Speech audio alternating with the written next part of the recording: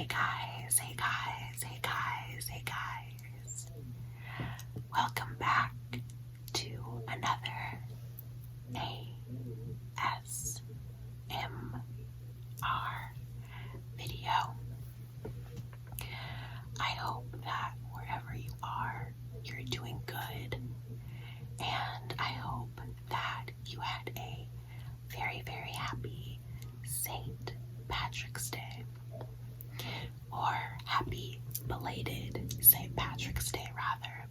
I know that the holiday itself has already passed, but I figured that most people probably wait until the weekend to celebrate anyways. So I figured it wasn't too late to do a St. Patty's Day themed video. For tonight's video, I thought I would read you some bedtime stories from this book here, a treasury of Irish folktales, of fairy and Irish folktales.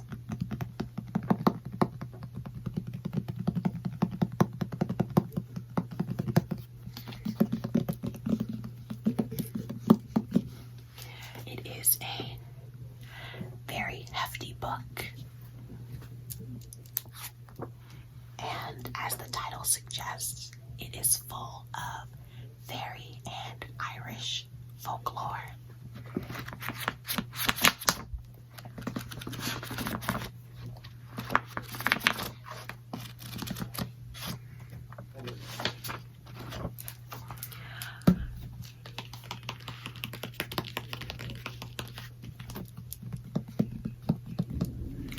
So I'm going to be reading some for you today. And in honor of St. Patrick's Day, I figured it would be appropriate to have a little drink as well. So I have here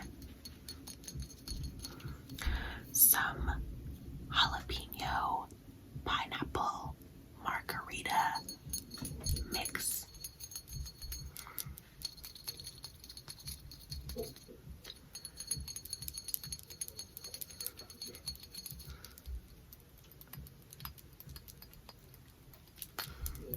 And I'm just going to be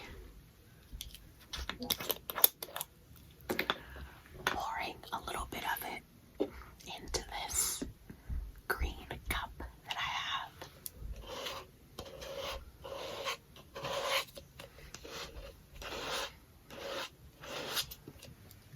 Just a little bit.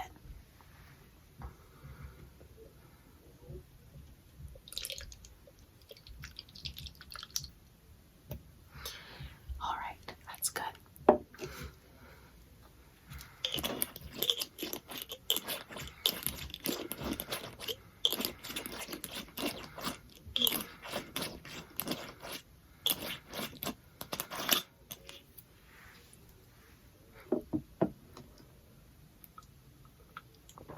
Ooh, it's a little bit strong. Okay, let's get into these stories. I'm going to be attempting to read to you in an Irish accent. If it's really bad, please don't drag me in the comments. I am just trying to be festive. Okay, let's see what the first story is. Here's some of the beautiful cover art.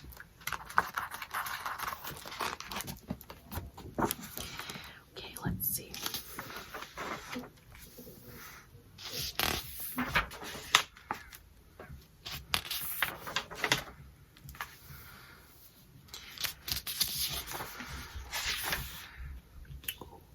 Okay, so I think I'll read a story about St. Patrick himself for tonight.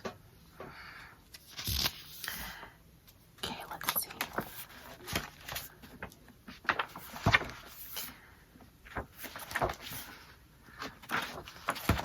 There's a story about him all 12.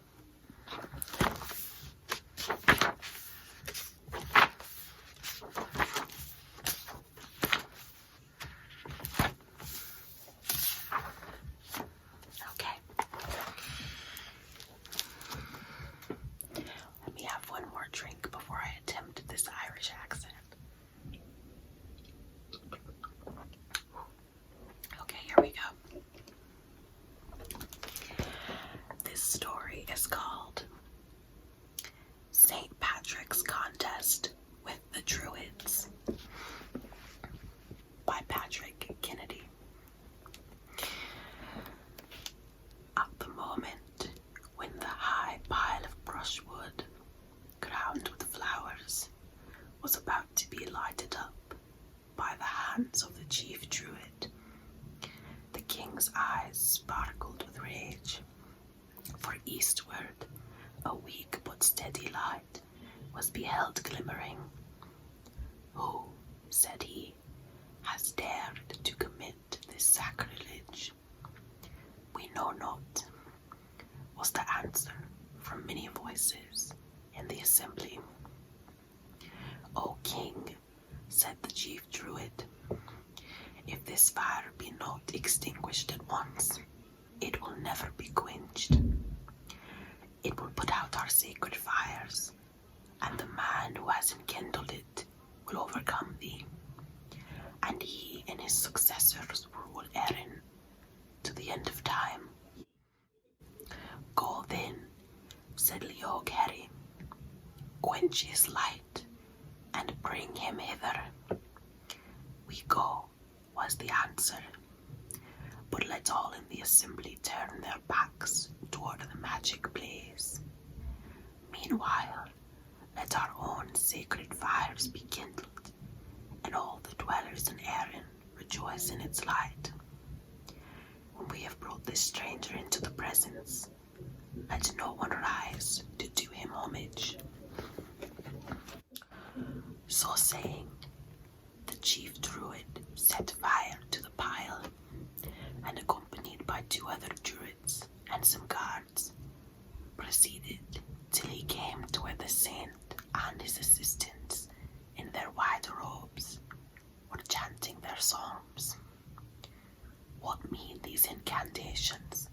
cried the druid, curiously glancing at the books, so unlike their own wooden staves and tablets. "Or why is this flame on the eve of Bealteen, held on May 1st, contrary to the orders of the Ard Rai and the Ard Druid?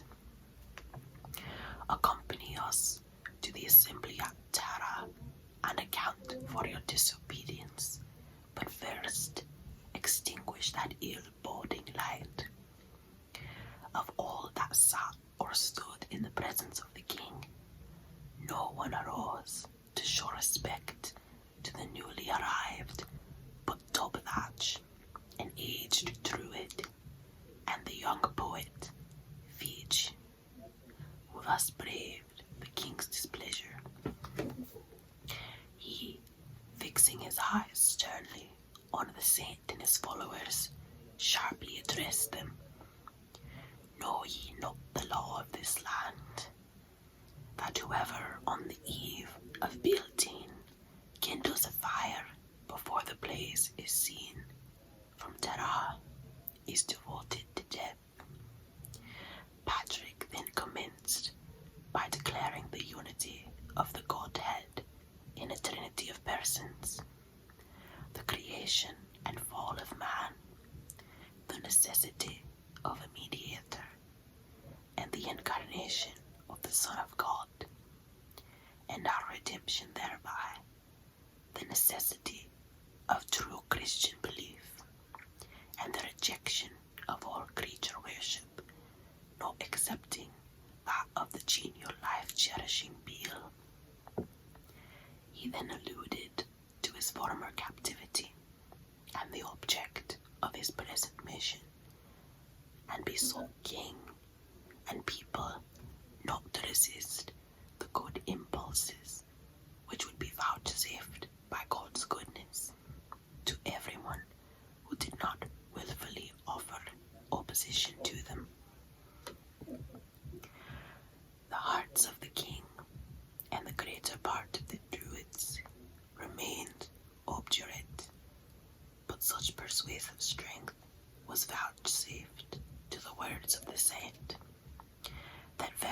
hung on his lips with veneration and enthusiasm.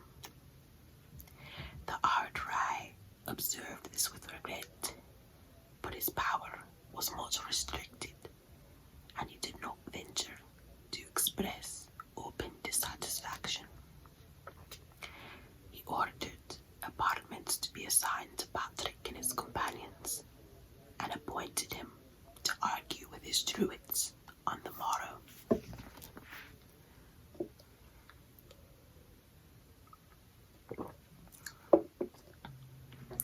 Thousands were assembled next day on the wide plain, and the stem-looking druids filled the greater part of the space enclosed for the disputants. After some explanations and greater arguments were adduced by the missionary, which told heavily on the priests, the chief cried out in an arrogant tone, "If the Son of God has redeemed the human race, and if you are sent by him, work a miracle to prove your mission. I will not seek to disturb the order of providence to gratify mere curiosity," modestly answered the saint.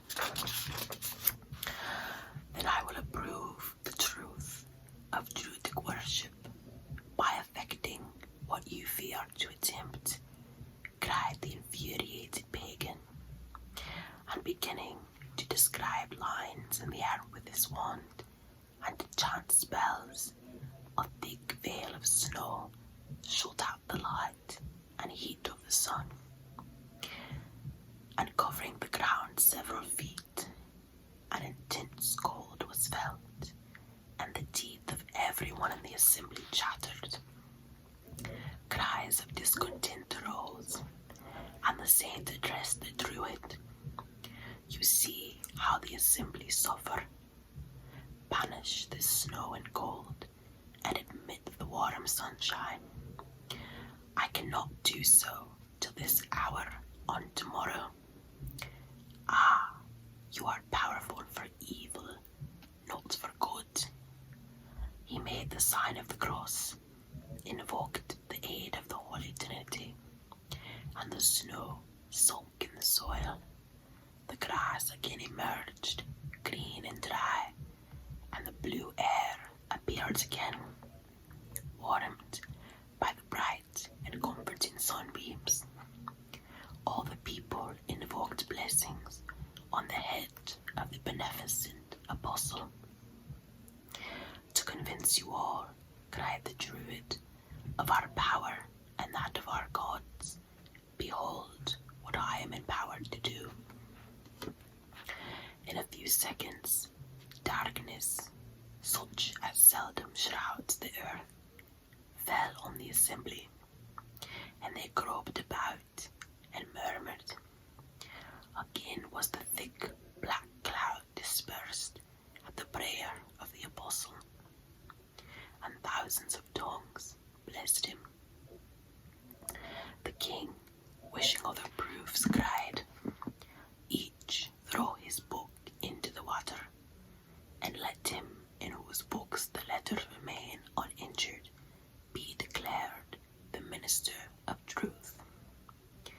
"I will not consent," said the druid. "He has a magic power over water which I know not the extent." "Well then," said the king, "let the ordeal be by fire." "Nay, his magic also embraces the fire." "Well," cried the king, "we are tired. Let this last trial be made.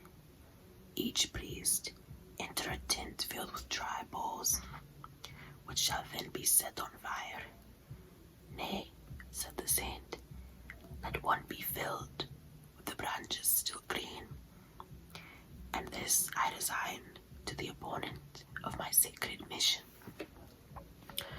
Young Saint Binning, who attended night and day on St. Patrick, besought his leave to enter the hut of dry boughs, and his request was granted. He, bearing the druid druid's mantle and the druid bearing his. Both huts were fired at the same moment, and in the twinkling of an eye, the druid and the green twigs, full of sap, were reduced to ashes by the devouring flames, nothing being spared but the cloak of the young saint, in whose hut naught was consumed by the druid's garment. This was the last trial which the assembly would suffer. Thousands, including the queen and her daughters, openly professing their belief in the God of Patrick.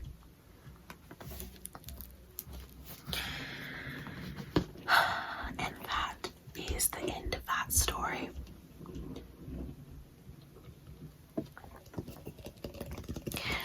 I really hope that you all enjoyed this video and that my Irish accent was not too unbearable to hear.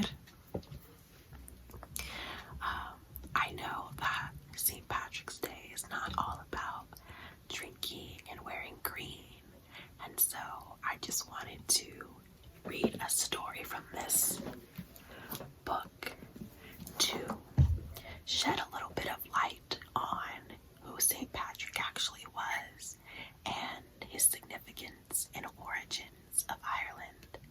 And I encourage you, if you celebrate this holiday or if you know people that do, to look him up and look up some fun facts about St. Patrick and Ireland.